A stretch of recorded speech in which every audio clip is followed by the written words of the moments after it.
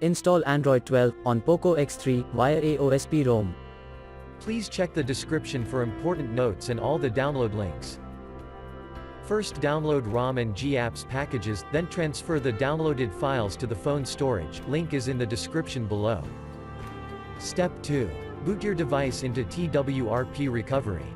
Once in TWRP, click on Wipe, Advanced Wipe, and select the check boxes, as shown in the image, excluding internal storage. Step 4. Swipe the button to wipe the device. Step 5. Go back to the recovery main screen, and tap on the Install button. Step 6. Navigate to the storage, and select the ROM zip file. Step 7.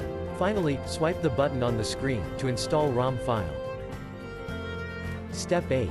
Flash the GApps zip package, in the same manner. Step 9. After GApps flashing completes, select Wipe Cache and Dalvik from bottom left side of screen, and swipe to wipe. Step 10. When the flashing process is complete, hit Reboot System. That's it, you have successfully installed the ROM on your device.